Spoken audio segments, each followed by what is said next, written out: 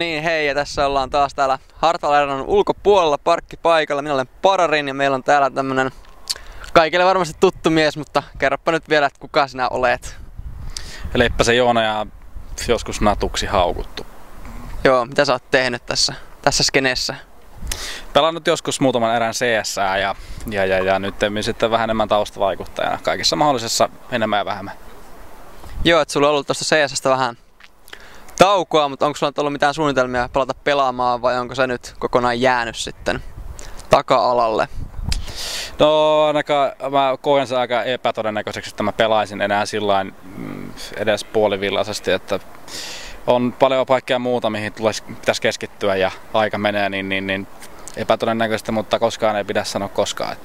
Mutta en usko ainakaan. Joo, että muutenkin kuin toi 1.6, mikä nyt on aika sellainen debaattia ollut, että mitä sille pitäisi tehdä jatkossa, että joku sanoo, että pitäisi siirtyä kokonaan Sourceen ja 1.6 pitäisi tappaa pois kokonaan tai pitäisi siirtyä kokonaan uusiin peleihin, mutta mikä sun tää näkökanta on CS:ien tulevaisuudesta? No se Suomessa niin se on tavallaan ehkä vähän korni tilanne silleen, että tässä on niin viimeisen vuoden aikana tuollainen niin Gather-toiminnan kautta oikeastaan kasvanut Suomessa 1.6 pelaajien määrä, jotka pystyy keskenään kilpailemaan, että me voitaisiin periaatteessa Suomessa, meillä voisi olla pelkään toistakymmentä joukkuetta ainakin. Että sillä kantilta niin on harmi, että sen tuki on kadonnut, mikä on tavallaan ymmärrettävää, koska se on ollut aika pieni, häviävän pieni toi skene ja CS-pelaajat on tunnetusti aina kauhean ystävällisiä ollut, niin mä ymmärrän kyllä, jos ei ole järjestävät organisaatiot jaksa katsella niitä tyyppejä. Mutta en mä tiedä, musta molemmat pelit on niinku aina tullut tavallaan toimeen niinku omina peleinä.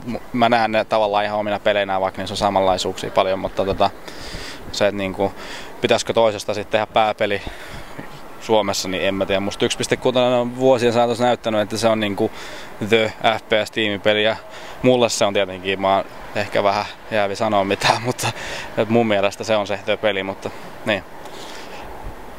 Joo, että sulla on tällä hetkellä Suomessa on vähän niinku vain yksi oikea se 1.6 tiimi paistit, missä on aika paljon sun vanhoja tiimikavereita. Mitä sä oot niistä mieltä niinku Eurooppa-tasolla ja maailmantasolla? Kyllä, niillä on hyvin paljon potentiaalia, että siinä on sopiva sekoitus kokemusta ja semmoista nuoruutta. Aslakki ja Basikki on semmoisia, jotka ei ole vielä hirveästi päässyt kiertelemään ja niillä on mielettömästi mielenkiintoa ja tahtoa reenaa ja pelaa ja varmasti näyttöhaluja. Ja sitten taas vastaavasti nämä kokeneet konkarit, jotka on ihan kaiken nähnyt. Et se on aina hyvä semmoinen sekoitus, kun tollaisen kombinaation saa aikaa ja kuten on nähty noissa peleissä, mitä ne on pelannut, niin ottaa huomioon, että ne ei ole pelannut kuin pari kuukautta ehkä yhdessä, niin kyllä mun mielestä niillä on mahdollisuuksia pärjätä, että harmi, että esimerkiksi Suomessa ei ole VCG tänä vuonna, että mä väittäisin, että niillä olisi ihan potentiaalia sielläkin päästä pitkälle ja muutenkin, että mielenkiintoista seurata, että kyllä mä ainakin ajattelin seurailla ja katsella, miten ne pärjää. Mä uskon kyllä, että menestysmahdollisuudet on. Joo, puhutaanpa nyt näistä tämän vuoden Assemblyista, että sä oot tullut tänne pelaamaan hyvin yllättävästi NHL:ää ja meille Excelillä. Haluatko kertoa tästä enemmän? No ihan oikeastaan mä olin järjestämässä NHL SM-kisoja tuossa maalis-huhtikuussa, kun se oli, niin katselin näitä pelejä ja totesin, että mä voisin pärjää näille kaikille. Ja olen siis pelannut konsoli Xboxilla NHL:ää jo muutaman vuoden ja sitä on tullut pelattua satoja tuhansia pelejä varmaan yhteensä. Että ihan vaan sen kannalta, kun mä katselin 500 € voittajalle ja totesin, että mä osaan vähän pelata tätä ja sitten vähän siinä keskusteltiin Excelin kanssa ja sitten jostain tämmönen jäätävä idea sitten vaan kumpus, että tuun tänne sitten pelaamaan vähän NRiin ja eipä siinä oikeastaan sen kummempaa. Joo, sit sulla on vielä toi kolmantena pelinä ollut tässä haastelussa toi FSR, eli Formula Sim Racing, ja sä pelaat ton Ville Kisu Leppälän kanssa, joka pelaa Viruksessa CS:ään, niin te molemmat pelannut sitä ja haluatko kertoa tästä pelistä vähän enemmän, kun tää on aina mullekin kokonaan niinku uusi juttu?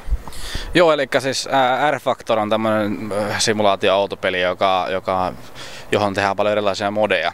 Ja siinä on formulapelit, formulamodifikaatioita on useammanlaisia ja tää on semmoinen sarja, mikä on ollut jo tosi monta vuotta olemassa. Ja siihen tehdään aina joka vuosi tavallaan niin uudenlainen auto. Ja tää on niinku puhuttiin, että se on simulaatio, niin siinä tosiaan pitäisi ymmärtää muutakin kuin ajamista, pitää ymmärtää sitä autoa ja miten sitä säädetään ja muuta kaikkea tällaista, että siinä kuuluu tosissaan tunteja, kun sitä tutkitaan sitä autoa ja säädetään ja näin poispäin. Se on tosi mielenkiintoista, haastavaa, sitä oppii koko ajan lisää ja mä lähdin siihen itse ihan siltä pohjalta, että mä satuin netistä löytämään pätkiä kyseisestä sarjasta ja sitten mä kiinnostuin siitä ja tavallaan pienellä tuurilla löysin oikeanlaiset foorumit ja sieltä sitten tutustuin oikeanlaisiin ihmisiin ja pääsin sitten niinku semmoisten seppien kanssa ajaa, jotka on sitä vuosia tehnyt. Niin siinä on oppinut tosi paljon ja sitten mä Kisun sen karvoisen juttele asiasta, niin se on kova autopeli ja ystäväni, niin se hommas sitten tilas uuden ratin itselleen ja sitten kun se hommas, niin sitten mä puhuin meidän sille virtuaaliformulatallille, että voisi ottaa ton kaverin ajelemaan ja se on, siitä se sitten vaan lähti.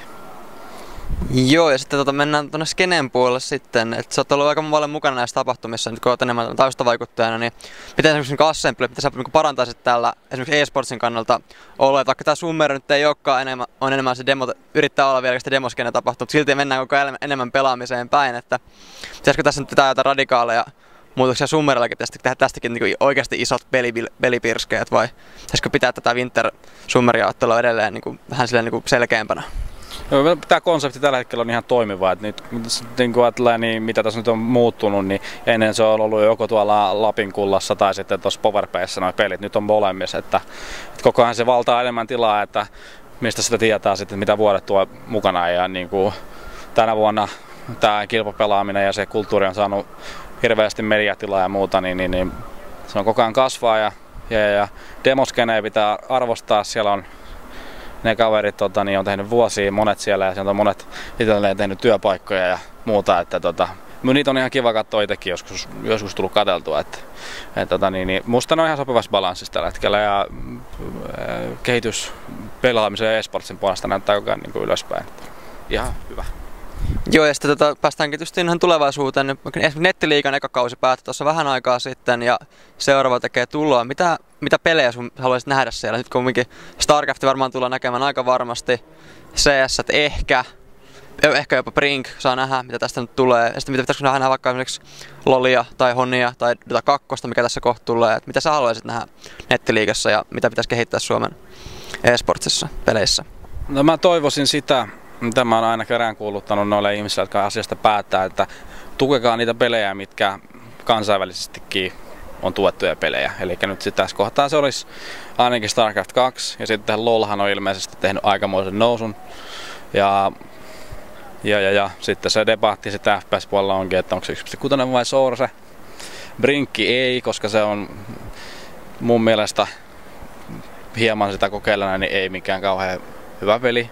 Hirveän buginen ja muutenkaan ei kauhean miellyttävää. Mutta pääasiassa pointti se, että kaikkia niitä pelejä, mitä pelataan ulkomaillakin ja joilla on heittomerkeissä merkitystä, niin niitä pelejä sitten Suomessa myöskin tuettaisiin, niin sitten myöskin meillä olisi mahdollisuus saada menestystä ulkomailla, kun ne pääsee Suomessakin reenaan ja kilpailemaan. Joo, ja sitten voidaan mennä näihin sivukysymyksiin, että miten sulla muuten on assut mennyt ja onko